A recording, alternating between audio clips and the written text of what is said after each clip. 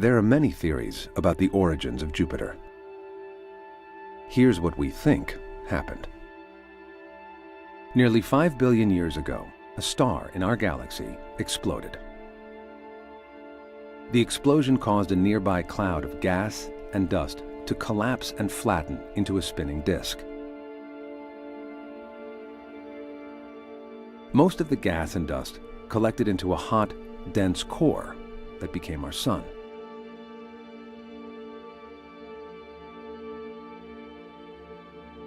The remaining debris formed the planets and other small bodies in our solar system.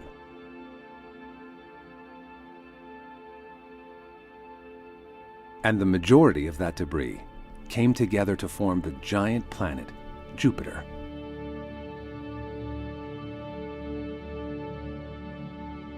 Of all the 8 planets, we believe Jupiter formed first.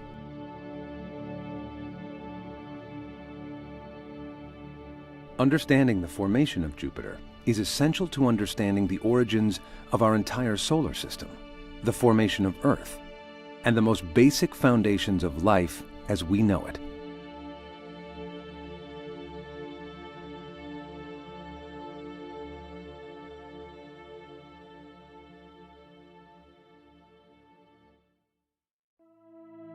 Jupiter is 1,300 times the volume of Earth, more than twice the mass of all the other planets combined, the 5th planet from the Sun, and the largest planet in our solar system. Because of its enormous size and powerful gravity, it is believed that Jupiter has influenced the formation and evolution of the other bodies that orbit our Sun. Unlike Earth and the other smaller planets, the composition of Jupiter has remained unchanged since the solar system began. Like a time capsule, Jupiter can help us reconstruct nearly 5 billion years of history.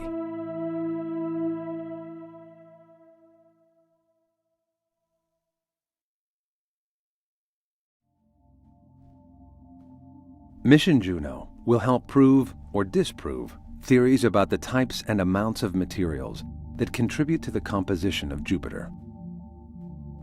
By peering beneath its clouds and discovering what Jupiter is truly like, Juno will also test our ideas about the formation of planets, as well as other major secrets of our solar system. Measuring the amount of water in Jupiter will help us understand how and where in our solar system the giant planet formed.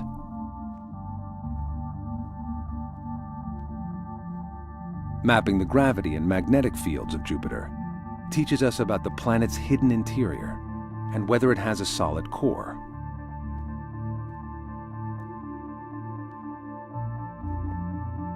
In our quest to unlock the history of the planets, Jupiter is the gateway, and Juno holds the key.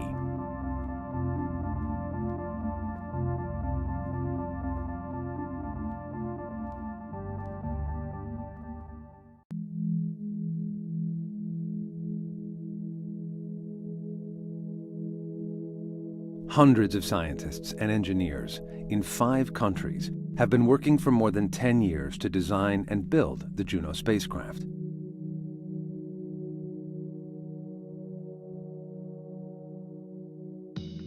This solar-powered probe will travel 400 million miles into space with instruments uniquely built to withstand deadly radiation and the fiercely cold environment of Jupiter.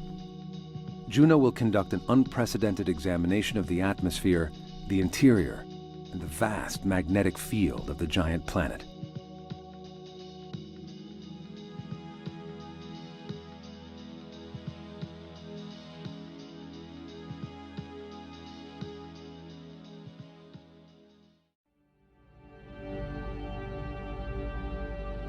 On August 5, 2011, one of the world's most powerful rockets is set to take off.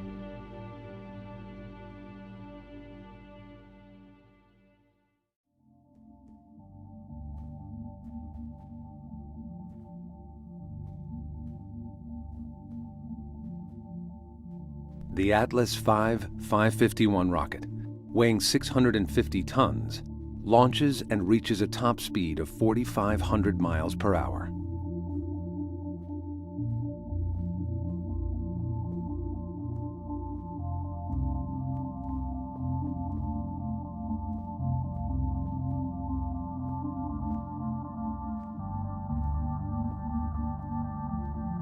The rocket hurtles through Earth's atmosphere, exhausting its fuel and reaching orbit in just over 10 minutes.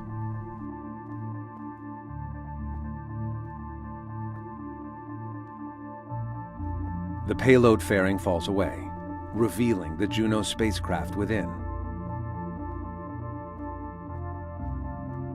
Once in its proper orbit, the Centaur booster gives the probe its spin and sets Juno free on its journey to Jupiter.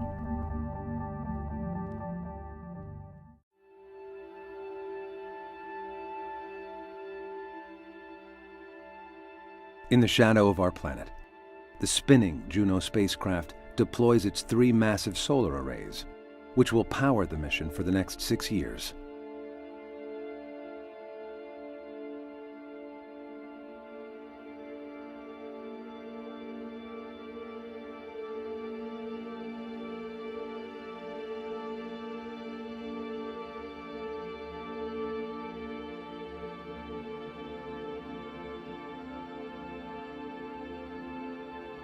After these arrays lock into place, power from the Sun streams into the circuits of Juno for the first time.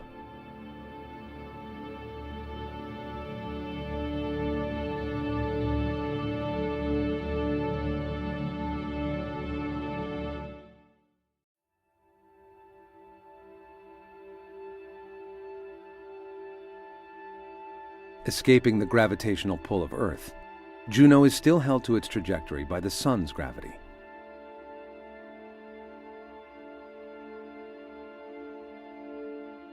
The Juno spacecraft is carried 50 million miles into space, as far as the orbit of Mars.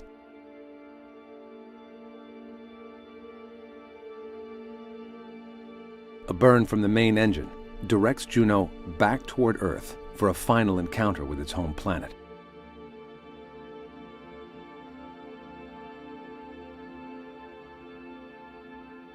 Using Earth's gravity for energy, Juno slingshots into space, increasing its speed and receiving the boost it needs to pull away from the Sun and coast all the way to Jupiter.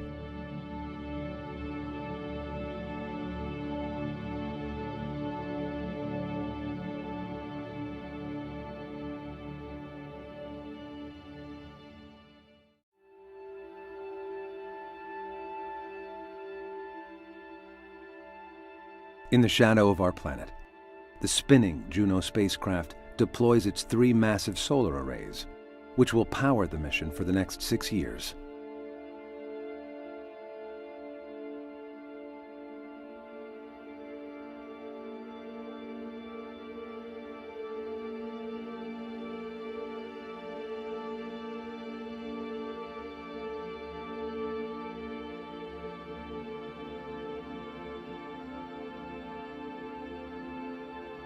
After these arrays lock into place, power from the Sun streams into the circuits of Juno for the first time.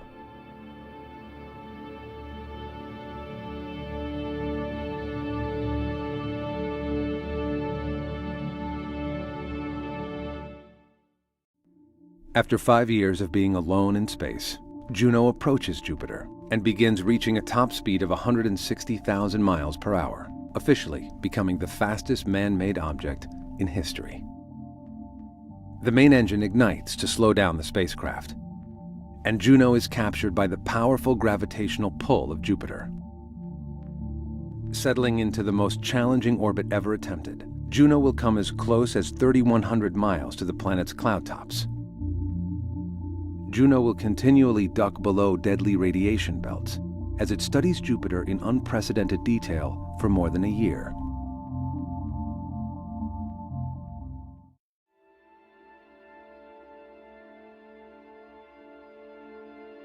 Juno will use remote sensing to inspect Jupiter from its innermost core to the outer reaches of the magnetic bubble the giant planet inhabits.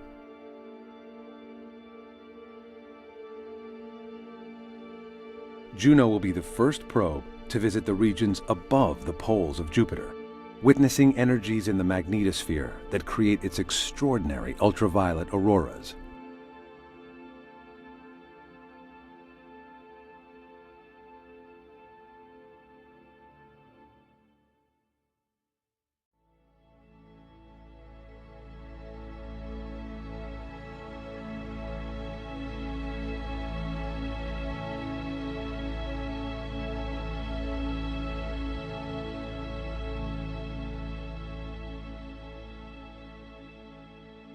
After orbiting Jupiter for over a year, the Juno craft will dive deep into the atmosphere and burn up.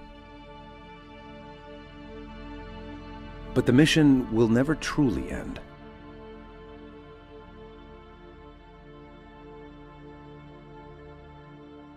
No matter how many answers we find, there will always be more questions.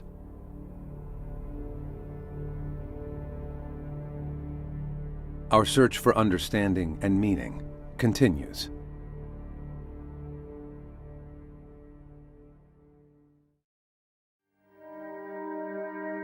I've been asked in to help with the gravity science experiment. Measuring Jupiter's gravity depends on measuring changes in the spacecraft velocities that goes around Jupiter. What we're looking at is for variations in that acceleration rate that tells us something about the change in the gravitational field of Jupiter as it gets closer to the surface associated with a mass structure inside. And so what we're trying to do then is measure the spacecraft's velocity as a function of time very, very accurately. And we do that by measuring the Doppler shift of the radio signal. So if you've ever heard a fire engine going by with its siren, as it's approaching you, it's high pitch, and then when it goes by, it goes, right? That Doppler shift, that change in pitch, tells you about the velocity of the fire engine relative to you. So the instrument that we use is sort of a combination of the listening on the ground to the radio signal and the radio signal transmitted by the spacecraft. So the biggest part of the instrument, of course, is a 34-meter diameter radio antenna at Goldstone, California. Then on the spacecraft, there's a high-gain antenna that's pointed at the Earth. So the radio instrument measures the voltage coming in from the antenna from the Earth, and then it transmits a voltage that goes fed out to the radio signal to send back to the Earth. And then the gravity measurement tells us something about density variations, which then can tell us something about whether there's storms on the outside or whether they penetrate all the way through, and whether there's some hint of a structure at the center other than just compressed gas of the hydrogen.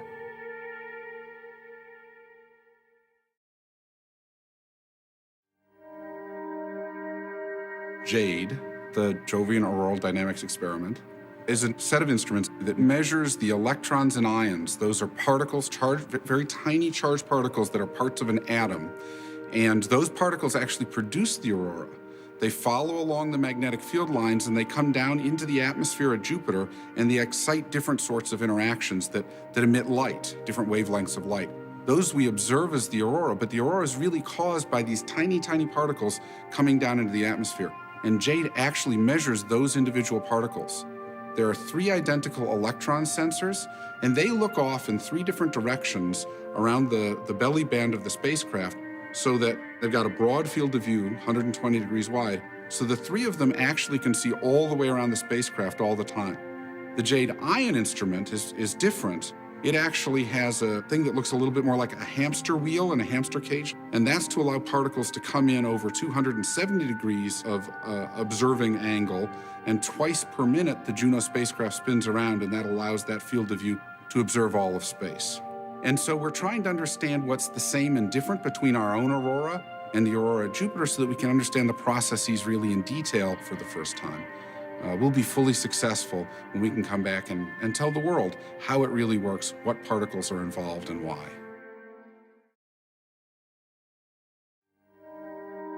It's the Jupiter Energetic Particle Detector Instrument, and the acronym does not quite work out properly, but somebody loved the word Jedi for obvious reasons. We affectionately call our instrument the hockey puck because the main sensor is about the size and shape of a hockey puck disc.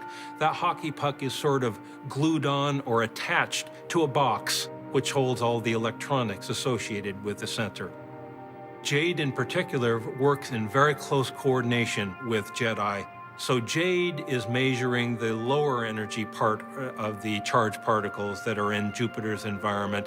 JEDI measures the higher energy particles. Those particles then go through the instrument and strike what's called a microchannel plate sensor. And a microchannel plate sensor amplifies the signal so that you get a current out the back end, and modern electronics can measure electric currents. We measure the radiation belts around planets. All the strongly magnetized planets have radiation belts. Jupiter has the most intense and interesting radiation belts. It's a rotationally dominated space environment or magnetosphere, where Earth is a solar wind-driven space environment. By studying two different environments that are powered by different things, you can begin to isolate the physical processes that are causing these variations. We hope to make great discoveries there.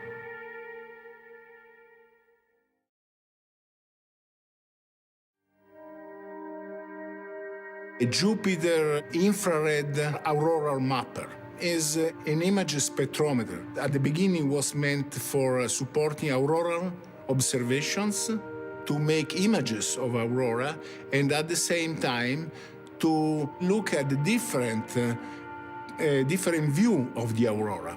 GRAM is made of two pieces. One part of GRAM is called the optical head, where is the sensitive part of the instrument that can focus the images, like a camera. And there is another box, which is the main electronic. And we can take images in two different wavelengths. One is devoted to the auroral observations, and the other part of the detector, the imager, it's sensitive to the thermal emission of the planet. So at the same time, we can take these two pictures that are superimposed, one above the other one, for observing the aurora if it's present. The reason why we are not with all the other instruments, but we are on a side in the aft deck of the spacecraft, is because we entered the mission later. So there was no more room in the big place, in the place where all the other instruments are. So we had to run quite fast to keep the pace with the mission.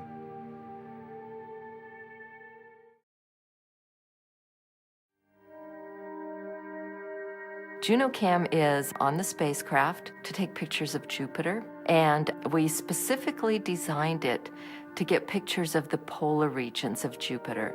We've had a number of spacecraft that have flown past Jupiter and taken pictures, taken movies, but they've always been in the equatorial plane. And so this mission is the first one that we really get up over the polar regions. Let me mention that all of our pictures are of the cloud tops. Jupiter is a ball of gas, and all we will see are clouds. But they're very interesting, very dynamic clouds, so it should be fun. JunoCam is a unique element of the payload on this spacecraft because from the outset, its reason for being on the payload was to do outreach to the public. We do not have enough data volume to take a picture on every spin. We are going to have to be choosy and select what are the places that we want to take pictures of. We are going to invite the amateur astronomy community to send us their best data. So approximately a month away from when we take our data, we will be collecting the pictures from the amateur astronomy community and talk about why they would take a picture in any given latitude. And so the whole theme is to do science in a fishbowl. Let's do what we would do, but let's do it in a public forum so that the public can participate. And I'll be very happy if everybody gets involved the way I hope they do.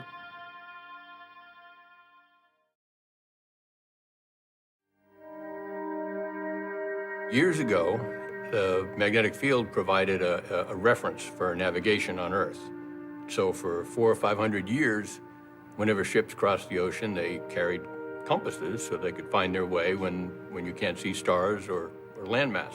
A magnetometer is like a fancy compass. It measures both the direction and the magnitude of the magnetic field. So in this case, we fly a magnetic sensor at the very outer extremity of the spacecraft. We're on what's called a magnetometer boom, which is about 12 feet in length. It's about twice as long as I am tall. The primary purpose for our investigation is to map the magnetic field of Jupiter very accurately and try to understand how it's generated deep down inside Jupiter, in Jupiter's electrically conducting core. What we're going to do is make very, very accurate measurements in orbit about Jupiter and basically envelop Jupiter in a net, a dense net of observations. And that'll give us the ability to image what the magnetic field looks like down in Jupiter's core where it's generated.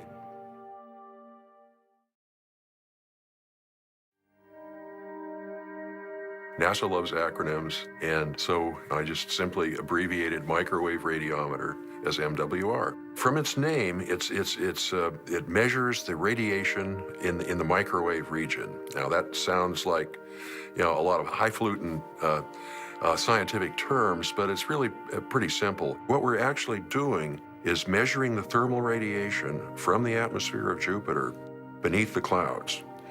And at every wavelength, we have 6 wavelengths on the instrument. Every wavelength is designed to look at a different region of the atmosphere, measure the thermal radiation coming up from some different region in the atmosphere.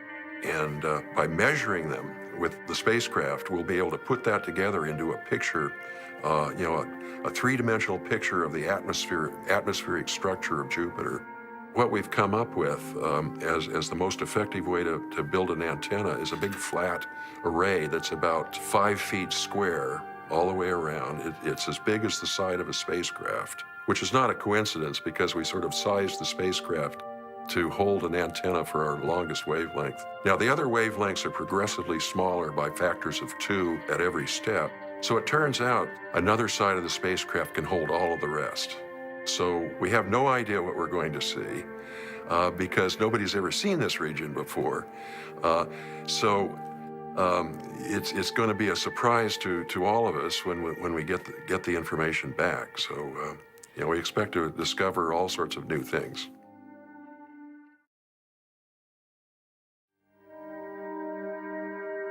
UVS stands for ultraviolet spectrograph. It's an instrument that looks at ultraviolet light you can't see with your eyes. It's too short a wavelength, but it also breaks that light up into different colors, much like a prism would break up white light into a rainbow. It has 2 components to it, actually. One is the sensor, which is sort of a telescope plus a spectrograph side by side.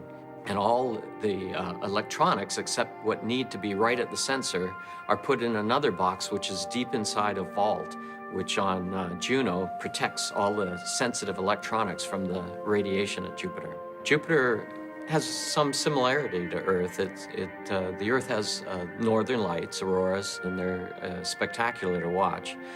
Jupiter's auroras are like 1,000 times bigger. So the auroral oval on Jupiter is bigger than the entire Earth and much, much more powerful. And it's always on, but it's much easier to look at it in ultraviolet wavelengths because we can see it on the day side as well. When we see light from those different colors in the UV, they tell us different things about Jupiter's upper atmosphere and the particles that are causing the auroras to happen. We'll be able to contrast how auroras work at Earth with how they work at Jupiter. And there are many differences we already know, but there's a lot of things we've never been able to see at Jupiter that we can see with Juno once we get there.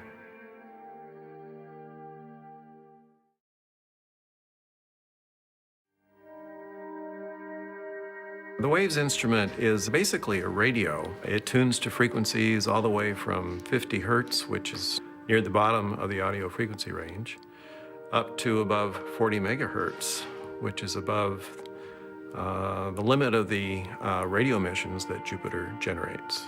The WAVES instrument has 2 sensors. One is designed to measure the electric field component of these waves, and it looks like a pair of rabbit ear antennas that you might have had on a TV when you were a kid, except these are about 10 feet long. The other sensor is a much smaller device. It's about 10 inches long, and it's basically a coil of wire has about 10,000 turns on it, and it's designed to measure the magnetic fluctuations of waves. So these two sensors are used by the receivers to study the various phenomenon, particularly in Jupiter's polar magnetosphere. For example, the maximum frequency of the radio emissions that we detect told us what the magnetic field strength was in the magnetosphere of Jupiter, long before any spacecraft arrived. Juno was designed to actually go to another planet and make the first measurements of an extraterrestrial auroral region in great detail. So I think we learn about ourselves by studying other environments in the universe.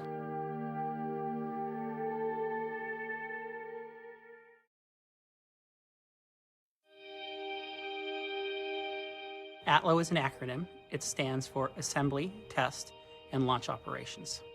Basically, we'll assemble it, and we'll do all the system level testing, we'll do all the environmental testing, we'll do all the launch processing, and then we will go ahead and launch it. So in ATLO, you basically start with a bunch of pieces. We had what was known as the prop module. That's the large base piece of the structure. On top of the prop module sits the vault. Individual boxes, flight computers, our power subsystem, all came in separate pieces. In an ATLO, our job is to take all those pieces and come up with a plan and strategy of putting them together in an organized manner that makes sense. We have a philosophy at Lockheed Martin to test as you fly. We have to try to replicate the environment that the spacecraft is going to see in space. So we basically trick it through another piece of software into thinking that it's flying. And so we run through all these scenarios just like in flight, and we verify that it functionally does what it's supposed to do. So in order to accurately represent all different environments that the spacecraft is exposed to, we need to kind of break up the tests individually. One of the more exciting tests that we got to run on the spacecraft was the solar array deployment test. We have very large solar arrays on this spacecraft so that once we get to Jupiter, we have enough electricity to operate the spacecraft. In order to be able to deploy them with low friction, we used a flat floor and a pneumatic device that's kind of like a hovercraft. A thermal vacuum test is probably the largest, most thorough, complete test that we'll do on a whole entire spacecraft assembly. So once we get the spacecraft fully assembled, we will put it in a large chamber that tries to replicate space. Also within the chamber is a shroud that is filled with liquid nitrogen, and it can get as cold as negative 180 degrees C. So we try to simulate what environment the spacecraft is going to experience in space. So we get through these major environmental milestones, verify that the spacecraft is working as we planned, take it out, verify that it functionally works after we do all the tests, then we prep it to ship down to the launch site. On launch day, of course, it's a dream to have perfect weather, no clouds in the sky, but we have to do with what we have. There are weather rules in place, weather criteria that we cannot violate. There are rules for cumulus clouds, there are rules for anvil weather clouds, there are rules for lightning within the area, within 10 miles, within 5 nautical miles. So there are several weather rules in place. Atlas systems, propulsion, go. Hydraulics, go. Pneumatic, Making go. a list to get through a launch countdown is the only way to get through a launch. And even once my list is checked off, I still won't throw it away because I want to go back and double and triple check to make sure that I did everything on that list. As soon as we get the go-ahead from ULA, we will power up the spacecraft for the final time. We make our spacecraft dirt simple, so that at the end, there's very few things to go wrong in this very critical time. So our spacecraft is a very easy spacecraft to launch.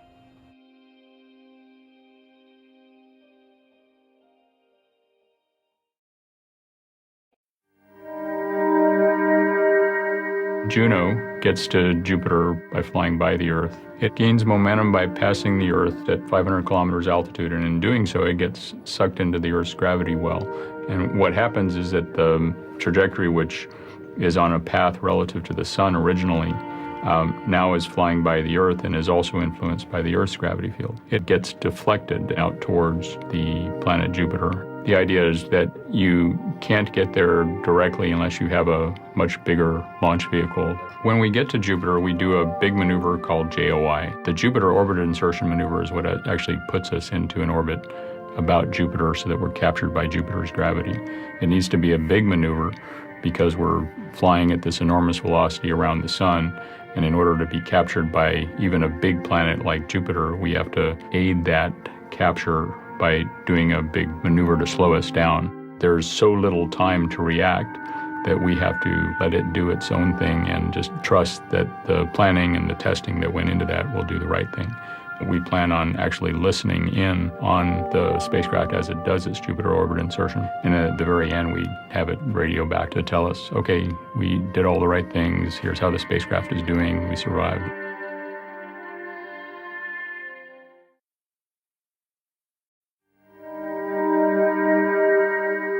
One of the great excitements about space exploration is it's a big public endeavor.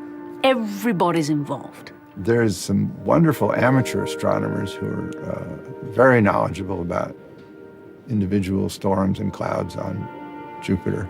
I think the public involvement in these missions are really what makes it important and exciting and fun. If it was just us scientists looking down our own microscope, it wouldn't be so much fun. The public will see how we make decisions and what we care about. They'll continue interest in science, they'll ask questions, they'll be curious. I think this is an important part for society to think about what's out there and how it works and how it all fits together. Not only do our capabilities complement each other, but our enthusiasm infects each other, and it's a very good collaboration with the amateurs. I, as a 14-year-old, stayed up until 4 a.m. to watch the guys walk on the moon. And I expect there will be kids who will be following everything that's happening with Juno. It's a great privilege to be involved with something where the public are all actively interested. Yeah, it's fun.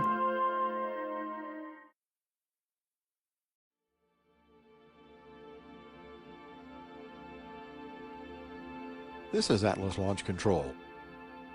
We are now 2 hours, 32 minutes, 32 seconds away from the liftoff of the Juno spacecraft aboard an Atlas V rocket. Liftoff is from Launch Complex 41 at Cape Canaveral. The forecast is essentially unchanged from what we've been watching all week. There is just a 30% chance of not meeting the launch weather criteria. It takes everything we know to get off this planet. So while everything that NASA does and building the Juno spacecraft and exploring Jupiter is all high tech, I think a rocket launch represents the extreme of that edge. The energy in the room on launch day is stressful, but in a good way. It's a good feeling. It's almost electric. Everybody's excited and nervous, and I've seen people before, biting their nails. A rocket launch is one of the most amazing things to see. I mean, it's truly a cosmic event. OSM. Go. ULA safety officer. Go. Range, weather, and final clear to launch. Go. LC, LD, channel 1. Go ahead. LC, you have permission to launch. Roger. A launch is probably our single biggest risk in the entire mission. T-minus 10, 9, 8, 7, 6, 5, 4, 3, 2, 1. Ignition and liftoff of the Atlas V with Juno on a trek to Jupiter, a planetary piece of the puzzle on the beginning of our solar system. When you see it, the first thing that you're impressed with is just the amount of energy. You feel it because the ground is shaking and you're miles away and the waves are coming through the ground like an earthquake would. Mach 1. You're canceling gravity. Gravity's pulling you down. You've got to get to a certain speed, and then that's the escape velocity to leave the Earth. Max Q. Boosters throttling up. We're on schedule. Engine response looks good.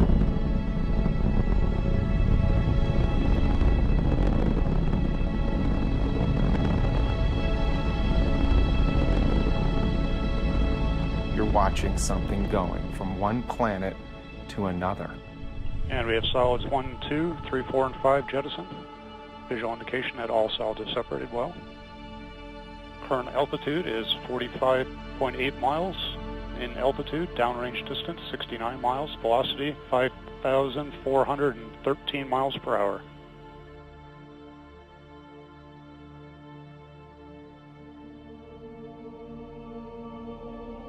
And we have payload fairing jettison and CFR jettison.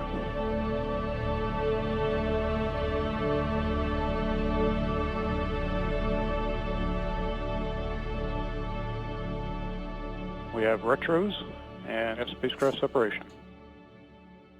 This concludes the plus count commentary for the AV-29 Juno mission.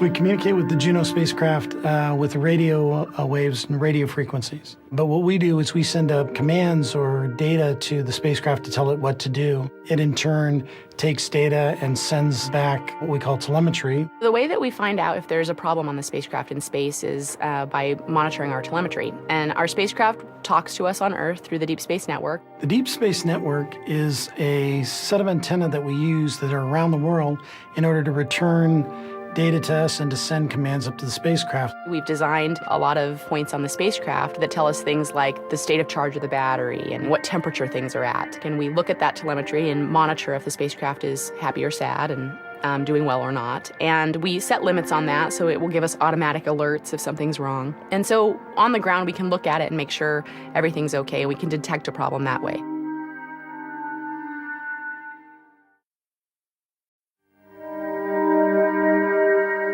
The primary way that we detect problems on the spacecraft is we make it smart enough to detect them on its own. So the spacecraft has a system called fault protection. It's constantly looking for how the spacecraft hardware and software is operating. Is everything going per plan? Do we have anything that's not operating as expected? So if we're spinning and the spin rate gets out of control, a fault protection is looking at the spin rate and determining, okay, this level of spin is okay, and if it gets past this number, I'm not happy. And so if it gets to a number that it's not happy, it will take action. It actually will take care of it itself, and then after it's reconfigured or whatever, then it'll send down the information and let us know that that's what's happened. Or if it can't solve a problem or the problem is too large, it will put it in safe mode and basically say, okay, I'm just going to wait for the ground to help me because I'm confused. Nothing should cause a further problem for the spacecraft. We shut down the instruments, we shut down other aspects of the spacecraft, and we make it kind of operate very simply at a very low data transfer level so that when the Earth picks it up, it's very apparent to us right away that it's had a problem, and we can then start fixing it right away. The spacecraft would continue to operate after it experiences a particular fault. One particular fault will not result in a total failure of the spacecraft. Our little spacecraft these days are very complicated, and they're very smart. They know how to take care of themselves.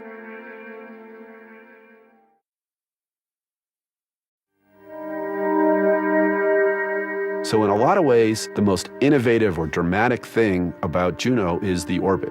We're going to orbit Jupiter in a way where we get to go very close to the planet, inside the radiation belts instead of outside the radiation belt. We're in a polar orbit, so by small adjustments of the timing, we can map the entire planet. We can get repeated stripes at different longitudes as Jupiter spins underneath us. It does mean that Juno is going to see the polar regions to a greater extent than with other spacecraft. But I think the most important thing is that it gets in very close to the planet as part of that ellipse. Brings it in a few thousand miles above those cloud tops, very close, near the equator. We're going to go over the poles of Jupiter. That means we can study the magnetosphere in a different way, where all the magnetic field lines come together, we get to see from Juno. This is the first time we're really using passive microwave radiometry and multiple channels to try to study the composition of an atmosphere, especially a giant planet like Jupiter, and that's new and unique. But in some ways, the most unique part of the Juno mission, the thing that really makes it stand out, is just the orbit.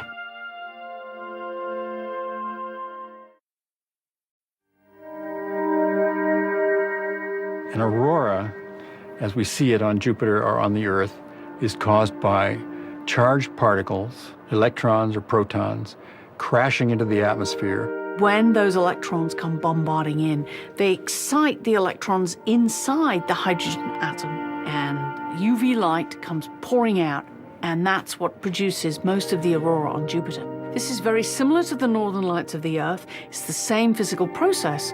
Deep inside the planet, the hydrogen has been compressed so much that it loses its electrons, and you have a conducting layer. So people call this metallic hydrogen. And it's in that conducting shell that we think Jupiter generates its magnetic field.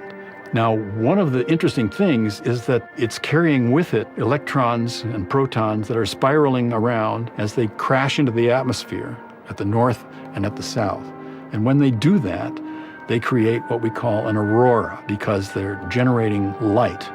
It's quite a spectacular sight if you can see this aurora going on. It's so bright that you don't have to be on the surface of the planet where this is happening. You can look at it from the outside. And Juno is equipped to look at the aurora on the north and south poles of Jupiter and to study it in a way that has never been possible before.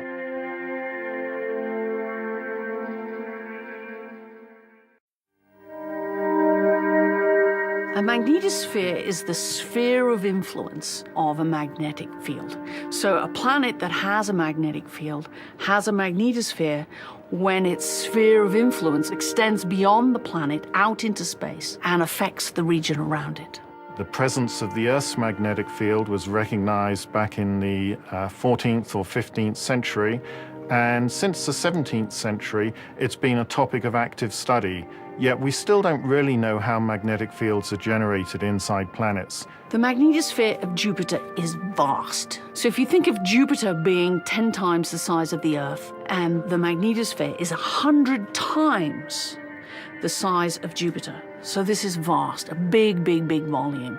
By measuring Jupiter's magnetic field from Juno, we hope to do two things. One is to advance our understanding of how magnetic fields are generated in planets, and the other is to learn about the interior structure of Jupiter. You might question why go 400 million miles to Jupiter to study its magnetic field when the Earth has a perfectly good magnetic field which we could study. Jupiter's metallic hydrogen core is much closer to the surface. So when we measure Jupiter's magnetic field from Juno, we're much closer to where the magnetic field is generated. And by looking at the magnetic field, we should be able to tell whether Jupiter has a solid inner core. And that has profound consequences for how Jupiter formed, for models of its interior, for understanding its gravity field. It's a sort of key observation we'd like to pin down for Jupiter.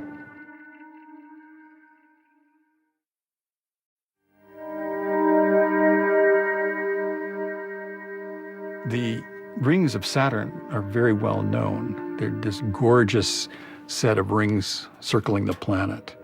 These rings are made of ice crystals, and that's one of the reasons that they're so bright and that they're so easily seen. It turns out that Jupiter also has rings, but these rings are made of dust, so they're hard to see. In fact, they were only discovered by the Voyager spacecraft. Before that, we didn't know that Jupiter had rings. They're caused by small satellites that Jupiter has moving around the planet close in. These satellites are releasing some dust from their surfaces, and that dust forms the rings. That's why they're so difficult to see from the Earth. When you get close up with the spacecraft, they're obviously easier to see. You might worry about Juno running into some of these rings as it makes its orbit, but it doesn't. The orbit is oriented in such a way that it will not pass through these rings.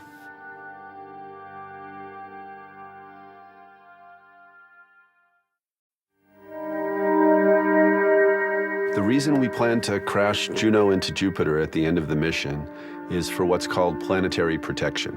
We can't make the spacecraft perfectly sterile. We try to keep it as clean as possible. We spend quite a bit of effort, dressing up in bunny suits and putting in a clean room that's changing air as fast as we can do it and trying to keep it as clean as possible, but nothing's perfectly clean. The United States is part of an international treaty that says we will be sure not to contaminate other worlds that could potentially harbor life. There are some moons around Jupiter and Mars and other places that kind of look enough like Earth that we're thinking, well, maybe there is a life that we would recognize there. You would really hate to, 50 years from now, send a mission to, say, Europa, one of the moons of Jupiter, and find life and then not be able to tell whether this is Europan life or contamination from Juno.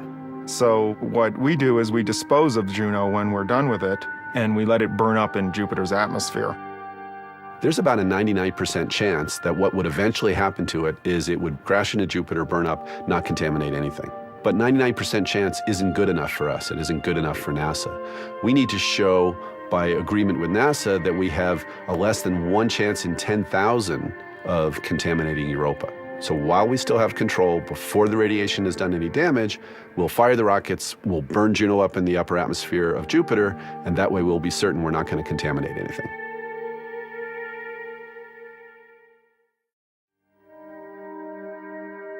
Jupiter has such a strong radiation environment that when we send all our sensors in to do their observations, there's a lot of challenges that have to be overcome to make sure that they can do that, particularly with noise. All the high-energy electrons and protons in the environment whiz through the instruments and create noise in the detectors and sensors. That kind of condition can be a catastrophic event for a device. It can destroy it. So that's one of the radiation effects that has to be screened and understood when you're designing an instrument. Testing for the Jovian radiation environment on Earth is not easy. You have to go to a very high energetic electron facility, which is a very rare type of facility on Earth for this kind of testing. It's not something that's commonly done. People don't do space missions to Jupiter very often, so there isn't a big customer base for that.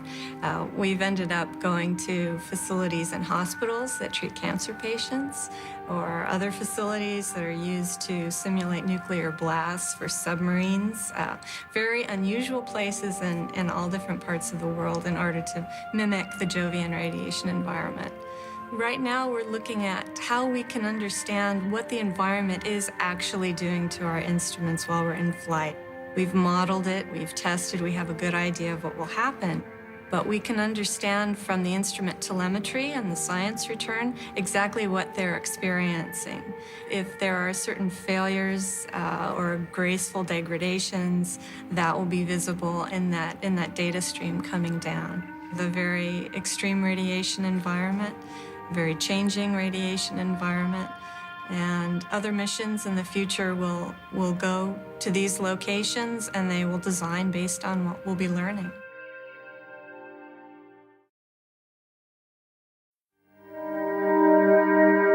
The short answer for why Juno is solar-powered rather than nuclear power is because we can. At the time we did the proposal for Juno, NASA had generally speaking, a policy that it's okay to use nuclear power to do things in space where you need to use nuclear power.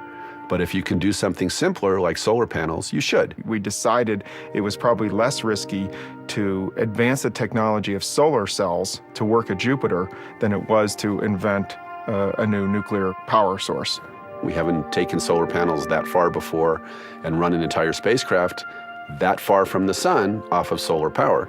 We had to work at a colder temperature, we had to work with less light, and we had to be able to work inside of a radiation environment, so as things got damaged, you had to either protect them or make them more efficient. The biggest design challenge of the solar arrays was probably just their size. Each solar array is 28 feet long, and so we have 3 of them. And so when the solar arrays are fully deployed, the Juno spacecraft is almost 60 feet in diameter across the solar arrays. Getting those big solar panels to work the way we expect them to work and produce the amount of power we need, that's been a bit of a challenge. The solar arrays are pretty interesting. When we deploy them, they'll be generating about 12 kilowatts of power.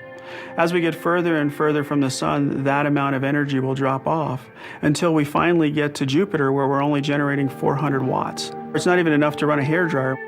Generally, with space exploration, you're pushing the envelope of technology. Solar panels have improved a bit. The instruments have improved a bit and can run on less power.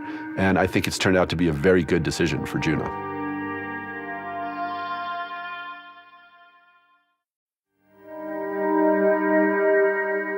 The design of Juno and the science measurements that we wanted to make were all taken into consideration at once when we were trying to figure out how to do this the most efficient way.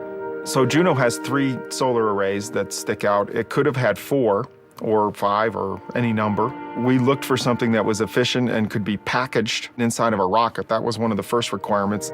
We also wanted to carefully make it so that the science instruments could look out between the solar rays. We knew we were going to have to see a certain, what's called a field of view. I wanted to be able to look up and down the magnetic field lines as we flew over Jupiter so I could see the particles that were creating the aurora. When we come off of the launch vehicle, we're spinning at about 1.4 RPM. When we do our burns, we spin up to about 5 RPM to give us a little more stabilization. And when we're going around the planet, we're spinning at about 2 RPM. Juno spins like a propeller, where the propeller's kind of facing the sun because they're all solar powered, and we want to have each of the instruments to be able to look out between the solar arrays and see Jupiter or wherever they need to look in order to do their science objectives. There's two basic reasons why we want to have a rotating spacecraft. One is really simple. It's just stable that way. If you spin something, it stays spinning. It's like a gyroscope. We call it a simple spinner, a spinning spacecraft. The other reason is we can use a spinning spacecraft to let each instrument get its turn to see Jupiter. If I had only one sensor looking in one direction, because I was spinning twice a minute, you'd think I'd be able to look in all directions every half a minute. But I'm moving so fast going over Jupiter that in fact I'm going to pass the field lines that are making the aurora, and I might only be looking up or only looking down or looking sideways by mistake. And so by putting 3 sensors around, looking all the time between the solar arrays, we ensure that no matter how fast we go across, we're looking in the right direction to make our measurements.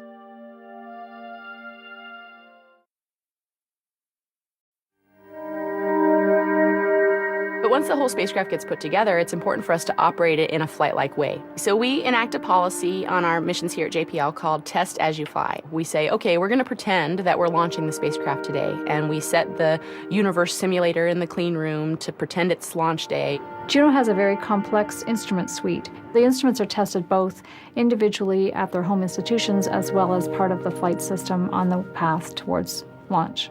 We try to replicate both the conditions, the timing, the personnel, the procedures, the products, the hardware, everything, similar to what we would have actually in space when we're flying. We will go through acoustic energy testing to make sure that the instruments will be able to withstand the launch environment. We'll go through a thermal vac test where we'll simulate being in a vacuum in space. We pretend to fly the mission on the ground, and then we make sure we understand the differences between the environment we have on the ground and the environment we have in space. It's a blast to march through that testing suite and make sure that you've thought of all the contingencies and tried to break it and make sure it's going to do what it needs to do.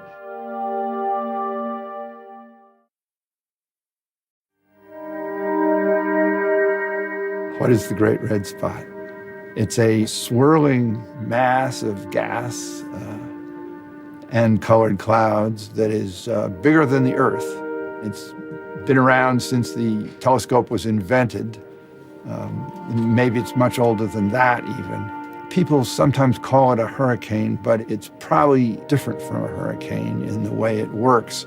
There's no ocean underneath, and it's much bigger than a hurricane, and it doesn't have any intense eye at the center. The red spot is rolling like a ball bearing between 2 conveyor belts. Just to the north of the red spot, there's a westward moving jet stream. And just to the south of the red spot, there's an eastward moving jet stream. Somehow the jet streams steady the red spot and keep it trapped at one latitude. There's no solid surface with which to measure your wind speed. It speeds up and slows down slightly. It's not anchored to anything. It's on its own schedule.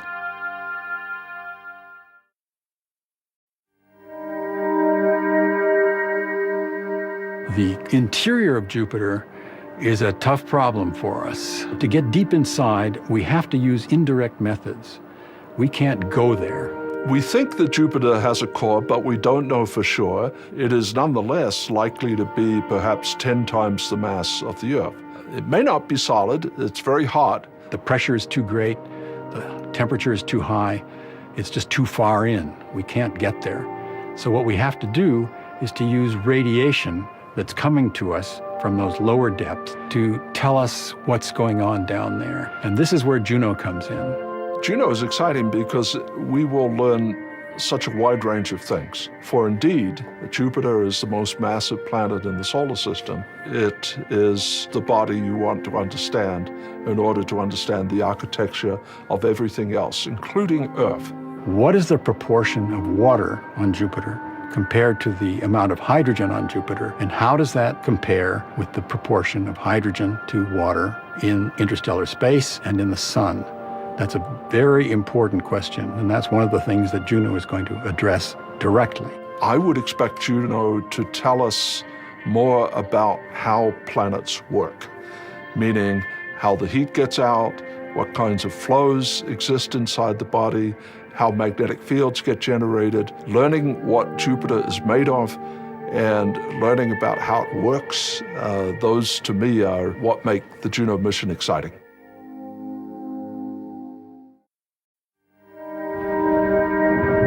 One of the most exciting aspects of weather is a thunderstorm. So what happens on Jupiter? We know that lightning occurs on Jupiter. The Galileo orbiter made images of lightning on the night side of Jupiter. And these lightning bolts are hundreds of times more powerful than lightning on the Earth. In a way, this is surprising because Jupiter gets less sunlight, less energy from the sun than the Earth does because it's much farther from the sun. With Juno, we want to understand the structure of these thunderstorms. We want to understand where these parcels begin to rise, how much water is in them, how they're organized, are they larger than terrestrial thunderstorms, and why it actually has thunderstorms and super lightning. Juno will be able to tell us that.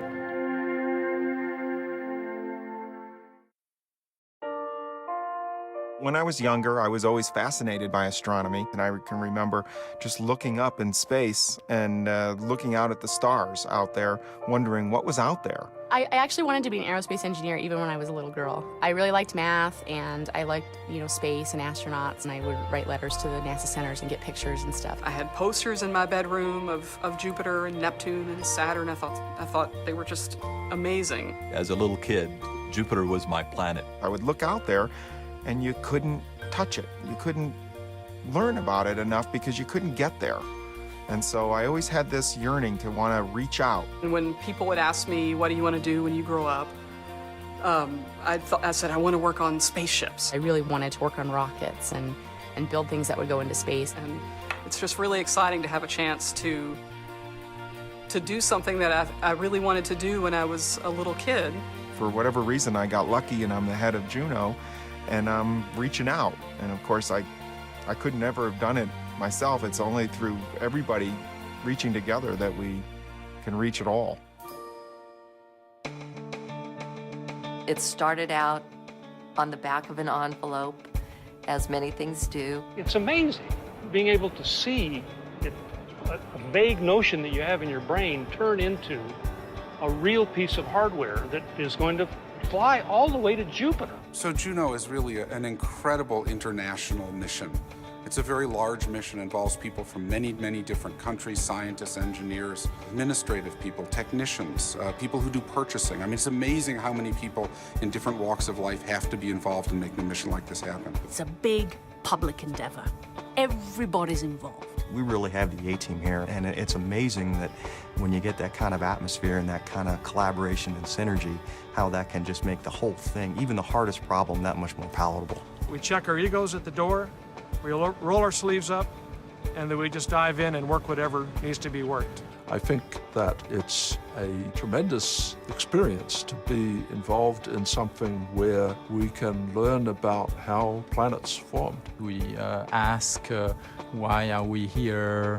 Where do we come from? Jupiter is the place to go to understand our origins, how the solar system formed, how the Earth got its water and organic molecules, and whether we are a typical planetary system in the cosmos. You get to open a door that's never been opened by a human before. You're sending something to some place where few things have ever gone. When you work on a project like Juno, which is really exciting, and there's a lot riding on it, a lot of people working on something that takes a long time to prepare, there's an opportunity to be really anxious. There's an opportunity to be really excited. You can worry about all kinds of things. In a way, it's like having a child. You rear this child throughout the years, and then all of a sudden they take off on their own and they become independent. It feels a little like an unruly teenager that I'm ready to get out of the house. Some of those cameras really do feel like my babies that I've been working on for such a long time. It's going to be really wonderful. We developed the design for the spacecraft, we put it together, and we let it fly. There's nothing like listening to that launch vehicle take off and watching something that you built and poured a lot of time and energy into leave the planet. You know that the whole team's done everything they can to ensure mission success, but there are no guarantees. So I think pretty much everybody holds their breath and just waits. I think it's starting to hit all of us how close we are, and this is really going to happen. I'm excited to see this thing go and shake people's hands and walk away proud of working this mission. I don't know what else in life that you could do that will be so exciting and so different all the time, and again, have such job satisfaction. It's very rare to see a team that knows how to work together the way that this team does. It's quite a privilege and honor to be able to perform in this role. This is certainly the best job I've ever had, and I love it. It's such a fun job, and it's really a wonderful way to make the world seem even bigger than it is.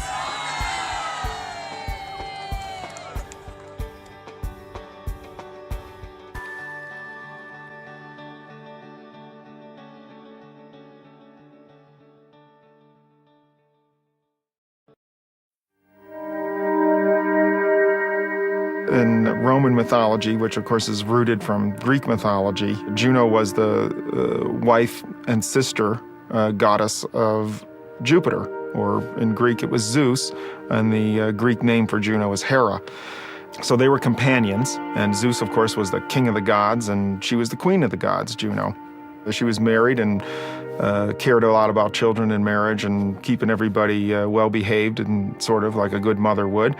And Zeus was sort of being naughty with some friends and doing things, and he saw Juno looking down at him or starting to come close to him. So he cast a veil of clouds around himself and his friends and tried to hide his naughtiness.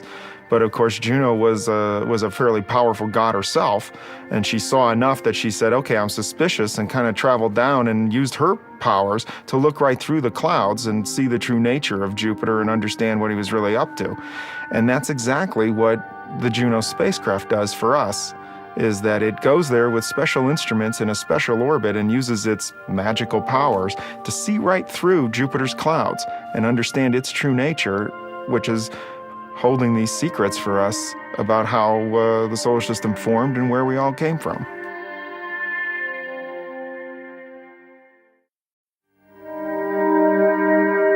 Jupiter's by far the largest planet in the solar system. It has an influence on everything else. So if we want to understand how do planets form, how do solar systems form, we really have to start with Jupiter. By studying Jupiter, you're going to get one piece of the puzzle.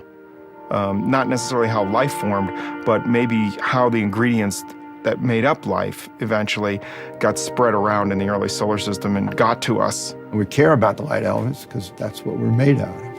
We've got a puzzle about where these volatile elements, these lightweight elements like nitrogen, carbon, noble gases, where they came from. To determine how much water is in Jupiter is essential to understand how this planet came to form and then how it influenced the formation of all the other planets in the system. When the Earth formed, in the absence of Jupiter, it probably would have gathered very little water and organic molecules, which would have been concentrated in the colder outer part of the solar system. What Jupiter evidently did as it formed was to scatter cold material that contained water ice and organic materials to the inner solar system, where it could be captured by the Earth and the other terrestrial planets. We learn about the origin of the solar system. We're learning about our own origins. We're learning about how life comes to be, about who we are and what our place is in the universe. It's about knowledge and about humanity's quest to understand. For me, that's why we need to study Jupiter and the solar system and almost everything.